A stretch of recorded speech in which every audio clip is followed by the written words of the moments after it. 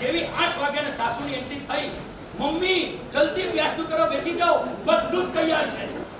એના માટે એક વસ્તુ તમને નાનકડી કહું. એક સાસુ છે, એને વર્ષીદપ ચાલે છે. એની 2 વહુઓ છે, મોટી અને નાની. બનવા જો એવું બન્યું કે જે સાસુ હોય એ સવારે 5 વાગે 5:30 વાગે દેરાસર નીકળી જાય. નાની વહુ પૂજા કરવા ગઈ. નાની વહુ 5:30 ઉઠી ગઈ. સોરી, મોટી વહુ ઉઠી ગઈ. મગનું પાણી, કેળનું પાણી, ગુંદરની રાખ, ગોળનું પાણી, થેપલા, મગ, પૌવા વગેરે વગેરે જે 10, 15, 5, 10 આઈટમ જે બનાવવાની હતી એ બધી જ તૈયારી કરી. લગભગ 7:30 ને 8 ની વચ્ચે એ હવે એના બેડરૂમમાં ગયા. છોકરાને ઉઠાડવાનો, પતિને તૈયાર કરવા માટે ઉઠાડવાના, કે હવે હું બેડરૂમનું કામ પતાવી લઉં. 7:30 ને 8 ની વચ્ચે નાની વહુ રૂમમાંથી બહાર આવી. જોયું તપેલા ખોલીને બધું તૈયાર છે. અને જેવી 8 વાગ્યાને સાસુની એન્ટ્રી થઈ, મમ્મી જલ્દી નાસ્તો કરો, બેસી જાઓ, બધું જ તૈયાર છે. તમે સમજી ગયા? પંકજભાઈ સમજી ગયા? રાજુભાઈ સમજાય કે નહીં? હવે બેઠું દિમાગમાં, હવે આગળ બોલવાની જરૂર નથી મને. સાસુને શું લાગે?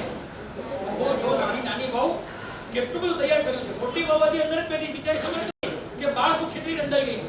ઓલી તો ફટાફટ પૂજાના કપડાં વગેરે પહેરાવી, એનું બધું બદલાવી, બેસાડીને પીરસવા લાગી. મમ્મી મગનું પાણી બહુ મસ્ત બનાવી છે, લીંબુ નીચોઈને કર્યું છે, વાપરો.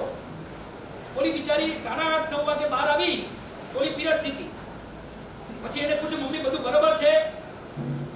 હા, બધું બરોબર છે. હા, આમ જવાબ એવો મળ્યો, કેમ કે એને તો એમ જ છે કે નાની વહુએ તૈયાર કર્યું છે. આવું બને કે ન બને? બહેનોમાં શાસન સમ્રાટ જૈન સંઘમાં બહેનોમાં અત્યારે છે ને 2 લહેરો ચાલી છે મારા માટે. એક કે મારા સાહેબ આપણને ઓળખવાવાળા મળ્યા છે ને આપણને સમજવાવાળા મળ્યા છે, અને ક્યાંક એવું લાગે કે વગોવાવાળા બી મળ્યા છે. હું તમને વગવતો નથી, તમે મારા આ સમાન છો, બેન સમાન છો, તમને થોડી વગવાનું હોય, પણ મારી વાત એટલી છે, આવું બને કે ન બને? આ ક્યારે બન્યું ખબર છે? તમારે બી ઘણી વાર એવું થાય, લગ્ન પ્રસંગમાં 80% તમારી મહેનત હોય, નામ કોકનું જ એનાઉન્સ થાય. બને કે ન બને? સંઘની અંદર કઈ હમણાં સીધી તરફ પ્રસંગ આવશે, મને ખાલી એટલું કહો કે સંઘની અંદર આભાર વિધિ ચાલતી હોય, મોટો પ્રસંગ પાર પાડે, હવે આભાર વિધિ ચાલી રહી છે, એમાં તમારું નામ જો બોલવાનું રહી જાય તો તમારા મનમાં શું થાય? કોઈ જવાબ આપશે આમાં? શું થાય? એક વાત યાદ રાખો, બહુ સ્પષ્ટપણે કહી દઉં, યશનામ કર્મના દલિકો જે મારે ભવિષ્યમાં કામ લાગે એમ છે, ઈ ખપતા બચી ગયા. સારું થયું ભગવાન તમે મને બચાવી લીધા. હવે તકલીફ શું છે ખબર છે? કે તમે લોકોએ અણહકનો ક્રેડિટ લઈ લીધો, જેમાં તમારો રોલ નતો, એ યશ તમારા નામે ચડાવી દીધો. એટલે ક્રેડિટ કાર્ડ ઘસ કરો, પછી બેલેન્સ ખતમ થાય, પછી શું થાય? ઘસ્યા કરો તો બી ન થાય. પછી સાચા સમયે તમને જ્યારે યશ મળવું જોઈએ, એ યશ તમને મળતું નથી.